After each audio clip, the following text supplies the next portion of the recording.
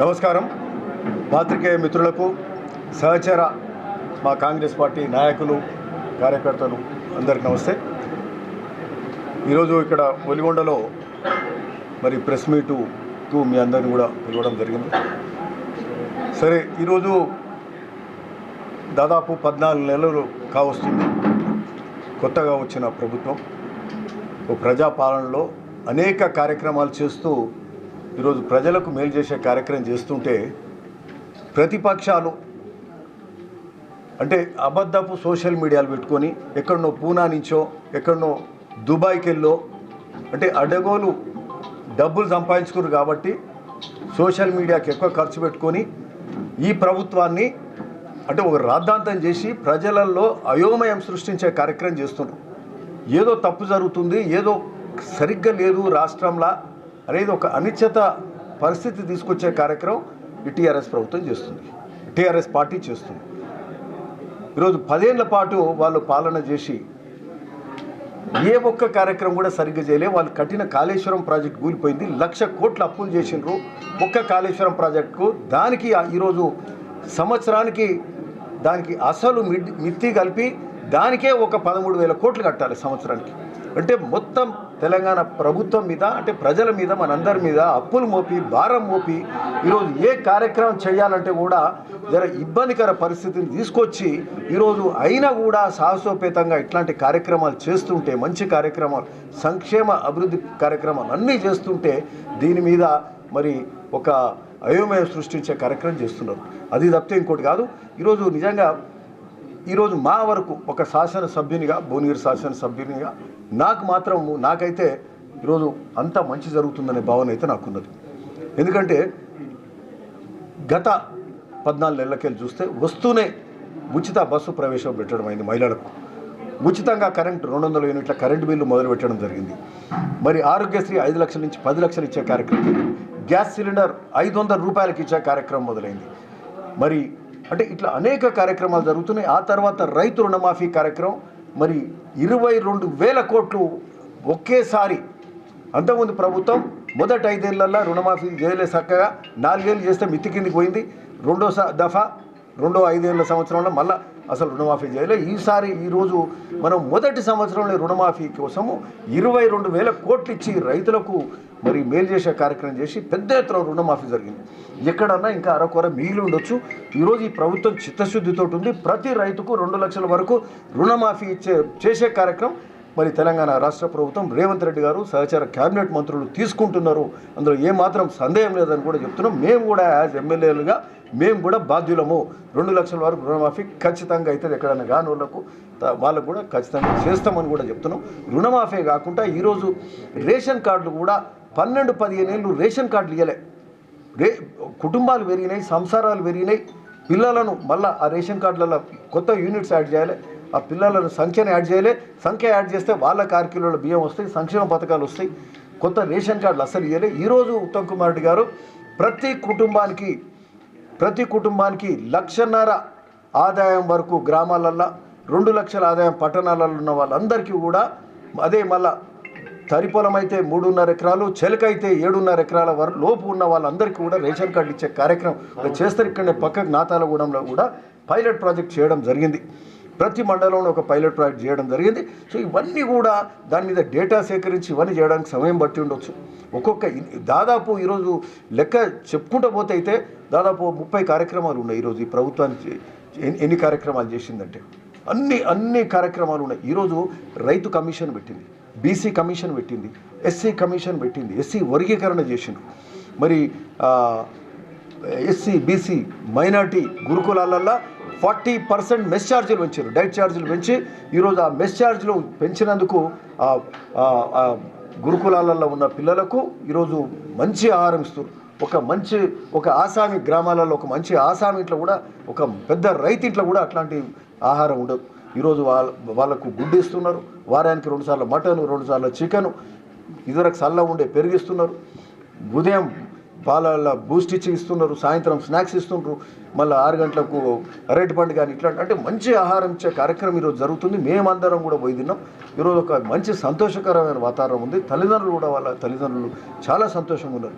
40% mess ఛార్జీలు పెంచి ఈరోజు వాళ్లకు మరి మేలు చేసే కార్యక్రమం ఈ ముఖ్యమంత్రి గారు చేస్తుంటే ఈరోజు మరి అదే కాకుండా ఆరోగ్యశ్రీ కూడా అంతకుముందు 440 కోట్లు ఇచ్చేది సంవత్సరానికి. పోయిన సంవత్సరం 440 కోట్లు అయితే మొన్నటి సంవత్సరం 800 చిల్లర కోట్ల రూపాయలు మరి ఒక ఆరోగ్యశ్రీకి ఇచ్చిన, అంటే దాదాపు డబల్ అప్పుల రాష్ట్రంగా మిగిల్చినప్పటికీ కూడా మరి అంటే ఈ ఆరోగ్యశ్రీ కింద కూడా ఈ సీఎం రిలీఫ్ ఫండ్ అయితే ఇట్లాంటివన్నీ కూడా 800 crores 800 పైచీలకు, అంతకుముందు 400 చిల్లర ఉంటే 400 పైచీలకు ఉంటే ఈరోజు 800 పైచీలకు ఈరోజు ఆరోగ్యశ్రీ కోసం వెచ్చించడం జరిగింది. సో మెస్ ఛార్జీలు, సీఎం రిలీఫ్ ఫండ్, ఈ విధంగా ఇట్లా అన్ని కార్యక్రమాలు గొప్పగా జరుగుతుంటే మరి ఇందిరమ్మ ఇండ్లు కూడా మొదలుపెట్టే కార్యక్రమం జరుగుతుంది. దాని మీద కూడా డేటా తీసుకున్నాం. సరే, ఇందిరమ్మ ఇండ్లు కూడా అవసరం ఉన్న వాళ్ళందరికీ అర్హులకు కాన్స్టెన్సీకి ఒక్క నియోజకవర్గానికి 3500 ఇండ్లు ఇచ్చే కార్యక్రమం జరుగుతుంది. 3500 ఇండ్లు అంటే ఒక్కొక్క ఊర్లే అంటే ఒక మధ్యస్థాయి గ్రామం ఉంటే 30 ఇండ్లు అయితే ఖచ్చితంగా వస్తాయి. ఏ ఊర్లో చూసినా సరే అర్హులు అప్లికేషన్లు ఎక్కువ వచ్చినాయి అంటున్నారు. బట్ అర్హులు ఏంటంటే మాకు మేలవుతుందేమో అని ఎక్కువ మంది అప్లికేషన్లు పెట్టి ఉండొచ్చు, కానీ ఒక ఊర్లో 250 ఇండ్లు ఉంటే 150 మంది వరకు పెట్టారు.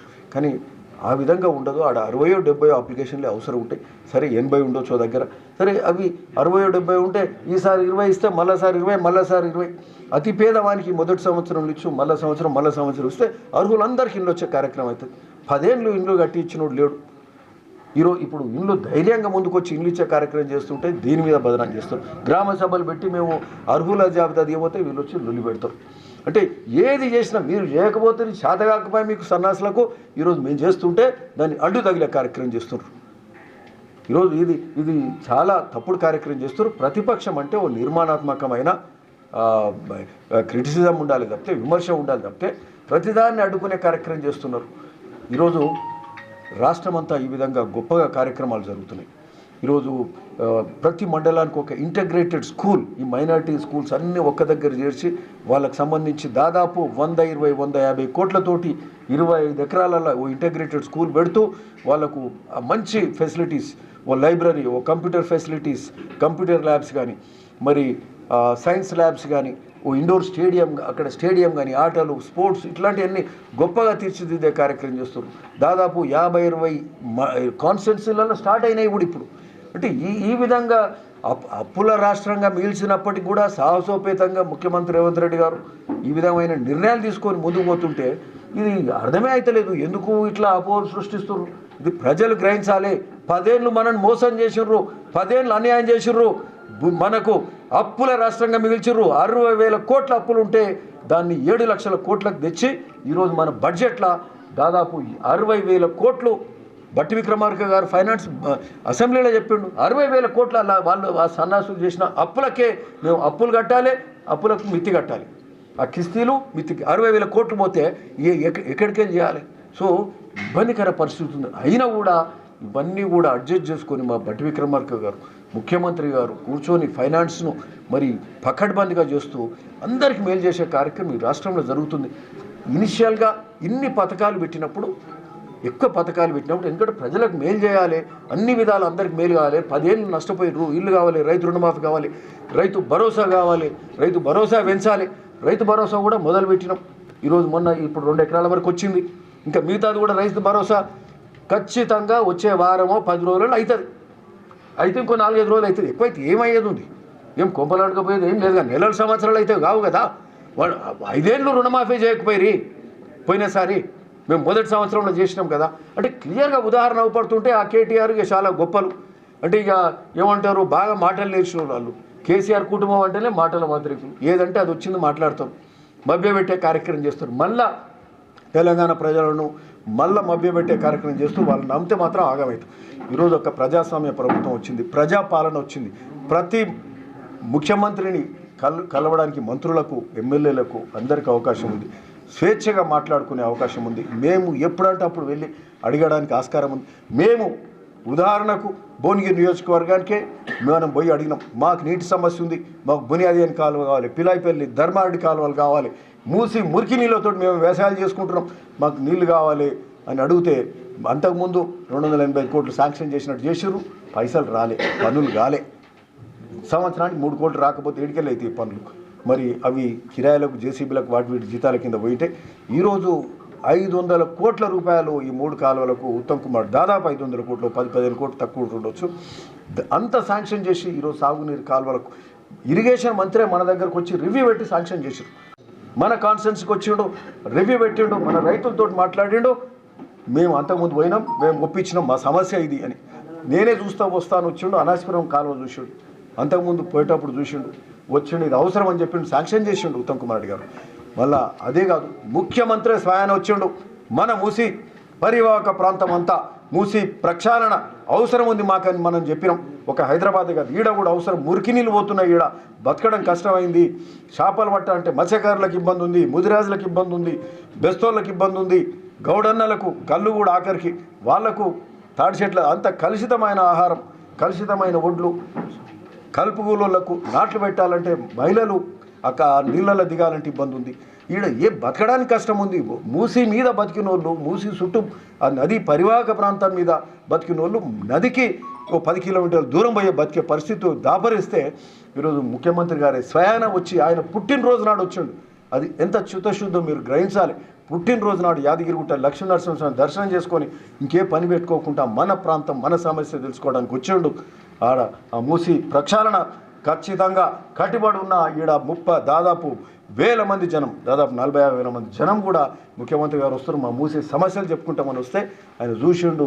దాన్ని ఇంకా పట్టుదలతోటి ఇది ఖచ్చితంగా చేస్తాను కూడా ముఖ్యమంత్రి గారు చెప్పిర్రు. ఆ రోజు మరి మూసి ప్రక్షాళనకు మరి హైదరాబాదు మూసి రివర్ ఫ్రంటే కాదు, మూసి ప్రక్షాళన బాడపల్లి వరకు కూడా చేస్తాను కూడా ముఖ్యమంత్రి గారు చెప్పారు. గౌరవ వెంకరెడ్డి గారు వచ్చిండ్రు.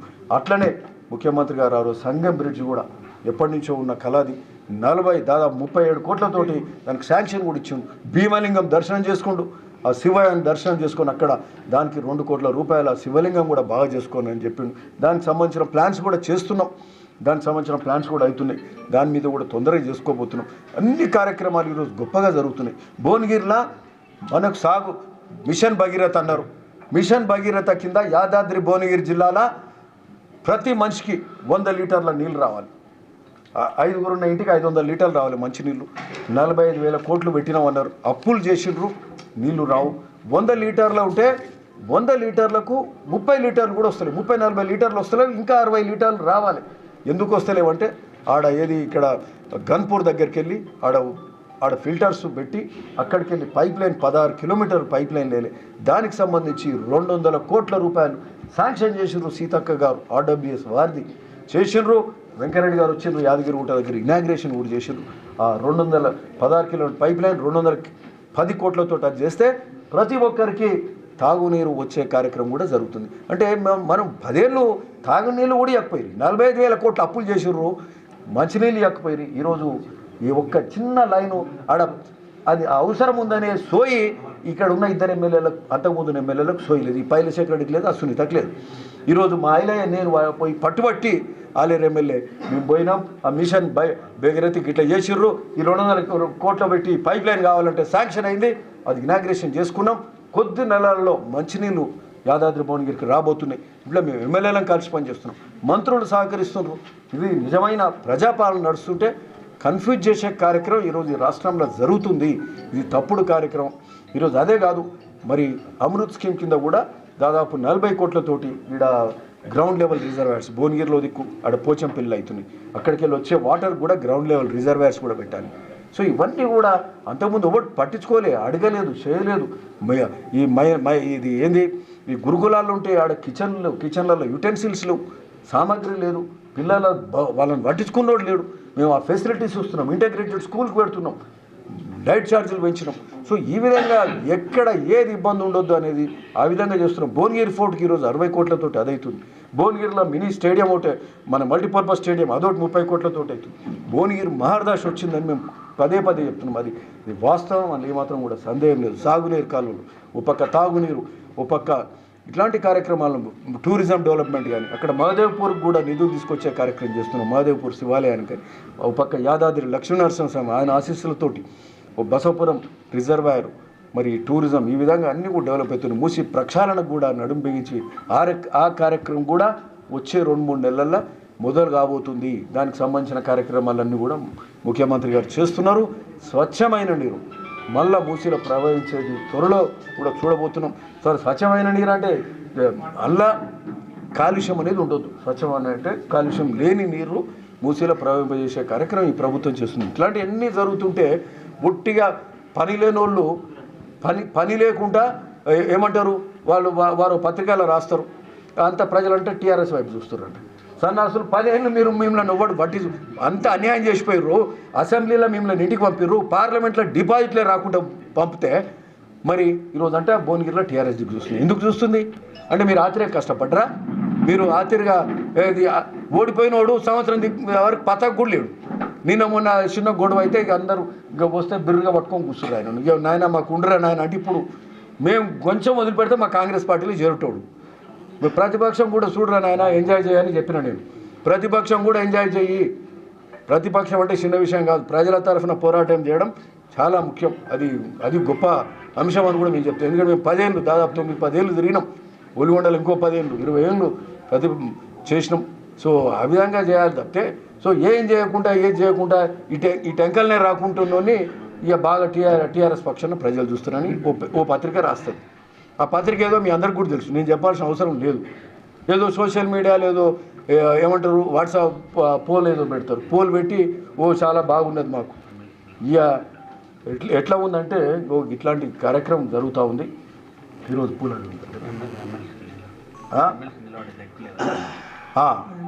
అట్లే రమేష్ ఉంటుండు. ఎమ్మెల్సీ కూడా ఆఖరికి ఈరోజు పోటీలని లేరు. మీరు ఎందుకు లేరు?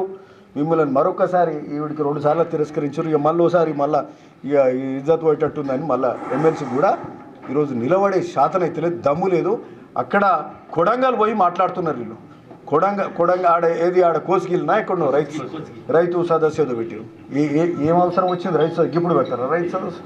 వచ్చి మేము సంవత్సరం అయింది, అన్ని చదువుకొని అన్ని పనులు చేస్తున్నాం. ఒదిక్కు 22,000 కోట్లు దేశంలో ఎన్నడూ ఎప్పుడు కూడా ఒకటి చేయకుండొచ్చు. 2 లక్షల కోట్ల రుణమాఫీ ఎన్నడూ చేయలే, ఇంకా చేయబోరు కూడా. అట్లాంటి గొప్ప కార్యక్రమం చేసిన ముఖ్యమంత్రిని అంట నువ్వు రిజైన్ చేస్తా అంటే ఇక మేము రిజైన్ చేసి గెలిస్తే ఇక నేను రాజకీయ సన్యాసం తీసుకుంటా. ఏమన్నా బుద్ధి జ్ఞానం ఉందా? నువ్వు 10 ఏళ్ళు కూడా నువ్వు రుణమాఫీ చేయలే, నువ్వు రిజైన్ చేసినావా? 10 ఏళ్లలో ఒక పేదోనికి ఒక ఇల్లు కట్టేయలే, నువ్వు రిజైన్ చేసినావా? అంటే ఏం ఛాలెంజ్లు ఏంది ఇది? ఏమన్నా సోయుండి మాట్లాడుతున్నాడా కేటీఆర్ అని అడుగుతున్నాడు. పొద్దు ఒక రోడ్లు ఎక్కి పనికి మళ్ళీ పని చేస్తారు. ప్రతిపక్షం అనేది చూడాలి, ఏం జరుగుతుందో చూడాలి. విమర్శనాత్మక కన్స్ట్రక్టివ్ క్రిటిసిజం చేయండి, నిర్మాణాత్మకమైన విమర్శలు చేయండి. ఏదన్నా తప్పులు ఉంటే మేము కూడా యాక్సెప్ట్ చేస్తాం, చూస్తాం, అవన్నీ కరెక్షన్ చేసుకుంటాం తప్పితే ఇట్లాంటి ఒట్టి మాటలు మాట్లాడొద్దు.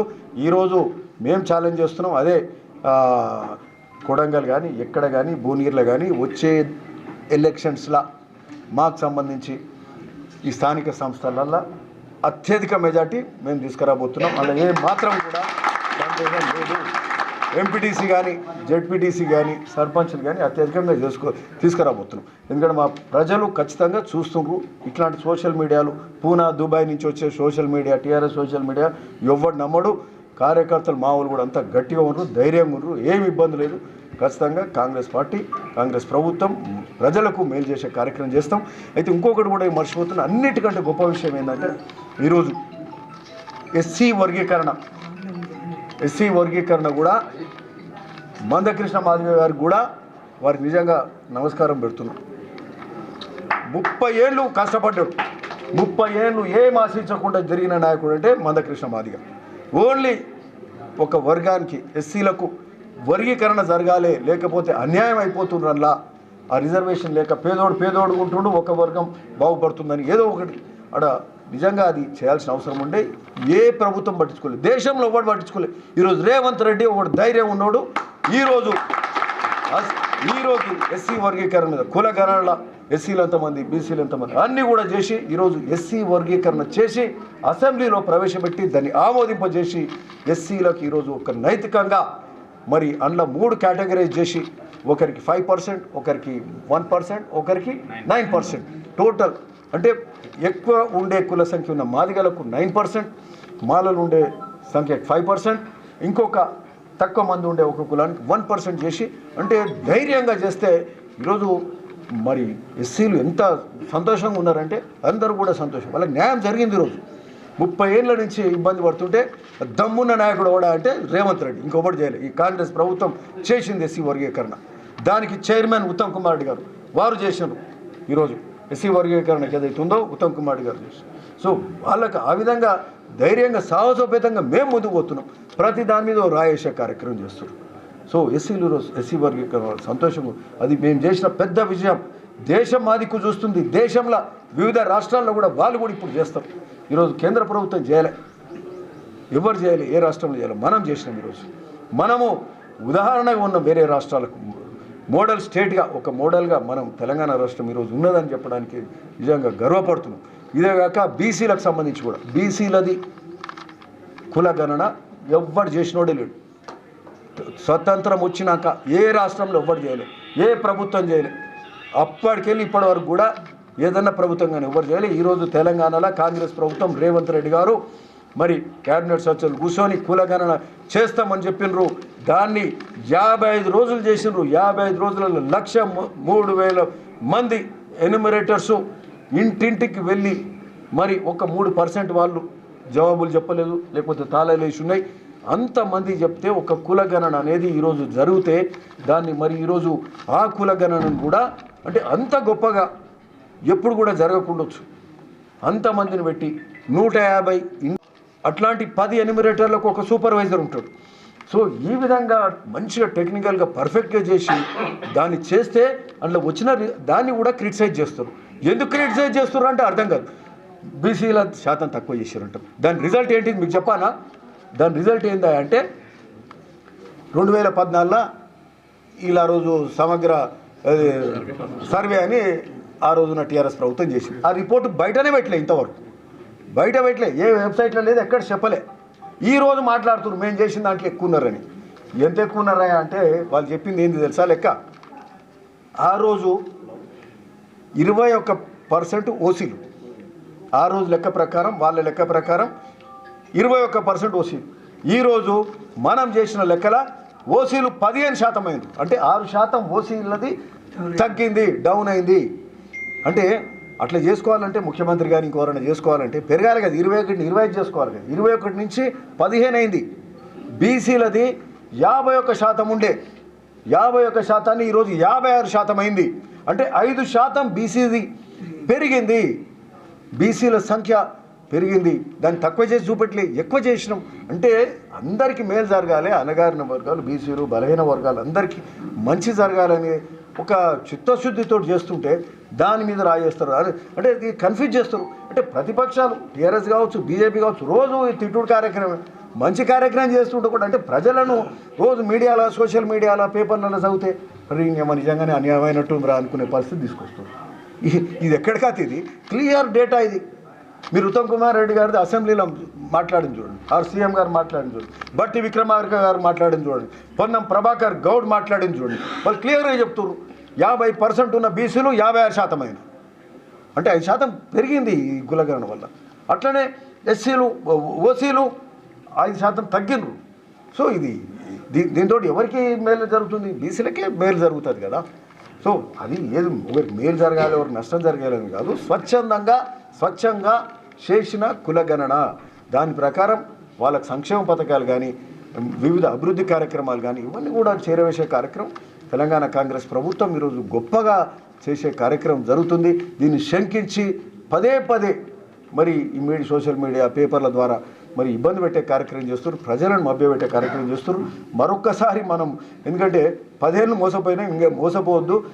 మీరు పేపర్లు, సోషల్ మీడియాలు కాదు, ఏమి జరుగుతుందో చూడండి. ఏమి జరుగుతుందో చూసి దాన్ని బట్టి సమాజంలో ఉన్న ప్రతి ఒక్కరూ దాన్ని బట్టి గ్రహించండి.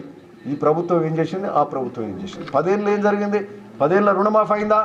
కాలేదు. ఈరోజు ఇంత అయింది రుణమాఫీ. 10 ఏళ్ళలో ఇందిరా మిల్లు కట్టించినరా? ఒక ఇల్లు అయిందా? ఈరోజు కట్టిస్తారు, కట్టియడానికి మొదలు. 10 ఏళ్ళలో రేషన్ కార్డు ఇచ్చిండ్రా? ఇవ్వలే. ఈరోజు రేషన్ కార్డులు ఇస్తున్నారు. సో మరి ఎవరి మేలు? 55 లక్షల మంది పేదోనికి 200 యూనిట్ల కరెంటు బిల్లు ఉచితంగా ఇస్తున్నాం. 55 లక్షల కుటుంబాలకు, అంటే దాదాపు 2 కోట్ల చిల్లర. 60% జనాభాకు, 60-20% జనాభా ఉచిత కరెంటు. మహిళలు సగం మంది మహిళలకు ఉచిత బస్సు, జనాభాలో సగం మంది. రుణమాఫీ కూడా ఈరోజు దాదాపు అయిపోయింది. మరి రైతు భరోసా కూడా మొదలుపెట్టే కార్యక్రమం, ఇవన్నీ కూడా గొప్పగా జరుగుతున్నాయి. కాబట్టి ఎట్లాంటి ఇబ్బంది పడొద్దు ప్రజలు, వాళ్ళు పెట్టే అపోహలు, వాళ్ళు పెట్టే మభ్యపెట్టే కార్యక్రమాలకు ఎవ్వరు కూడా ఇబ్బంది పడొద్దు. కాంగ్రెస్ ప్రభుత్వానికి అండగా ఉండండి. మన ప్రజాపాలన ఇప్పుడిప్పుడే మొదలైంది. బాగా చేయాలనే ఆలోచన, చిత్తశుద్ధి ముఖ్యమంత్రికి ఉంది, క్యాబినెట్ మంత్రులకు ఉంది, ఎమ్మెల్యేలకు ఉన్నది. ఆ విధంగా ముందు పోకముందే బురద చల్లే కార్యక్రమం చేస్తున్నారు. సో అనేక కార్యక్రమాలు మొదలుపెట్టినాం, ఇంకా మంచిగా జరుగుతాయని చెప్పి ఈ సందర్భంగా చెప్తూ, ఎనీవే ఈ యొక్క సమావేశం అంటే వాస్తవ పరిస్థితులు అట్లా ఉన్నాయి రాష్ట్రంలో. మా భువనగిరి నియోజకవర్గంలో కూడా అంతా బాగా జరుగుతుందనే నమ్మకం మాకున్నది. మేము చేసిన కార్యక్రమాలు కూడా మేము అన్నీ కూడా ఒకటి లిస్టు కూడా ఒకటి అనౌన్స్ చేస్తాం. దాదాపు ఈ కాలువలు కానీ 210 కోట్ల ఇది తాగునీరు కానీ, 500 కోట్ల సాగునీరు కానీ, 500 కోట్లలో కూడా భువనగిరి నియోజకవర్గానికి 200 పెడతాం. మిగతాయి అటు తుంగతుర్తికి పోతాయి, కొంత నగరికెళ్ళి పోతాయి. 500 200 మాయ అనుకుందాం. ఈ విధంగా సాగునీరుకి కానీ, తాగునీరుకి కానీ, టూరిజం కానీ, రోడ్స్ కానీ పంచాయతీరాజ్ కిందనే దాదాపు 70 కోట్లు శాంక్షన్ అయ్యాయి. ఓలిగొండల మండలంలో ఒక్క మట్టి రోడ్ లేకుండా అన్ని బీటీ రోడ్లు వేస్తున్నాం. వెంకయ్యరెడ్డి గారు ఇక్కడ 37 కోట్లు పెట్టి సుంక్షాల రోడ్ శాంక్షన్ అయింది. ఓలిగొండకి వెళ్ళి సుంక్షాల మీదకి వెళ్ళి కాటేపల్లి వరకు రోడ్ అవుతుంది, డబల్ రోడ్ అవుతుంది. ఇక్కడ సంగం బ్రిడ్జ్ సీఎం ముఖ్యమంత్రి గారు చెప్పారు. అంటే మా లెక్క ఏమవుతుందంటే దాదాపు 700 కోట్ల రూపాయల నిధులు. నేను అనుకుంటే చరిత్ర ఎప్పుడు కూడా భువనగిరి నియోజకవర్గం రాలే. ఆ నిధులు తీసుకొచ్చి ఈ పనులన్నీ అయితే మాకు మాత్రం పూర్తి సాటిస్ఫాక్షన్ ఉంది అని చెప్పడం ఏం మాత్రం సందేహం లేదు. Anyway, thank you.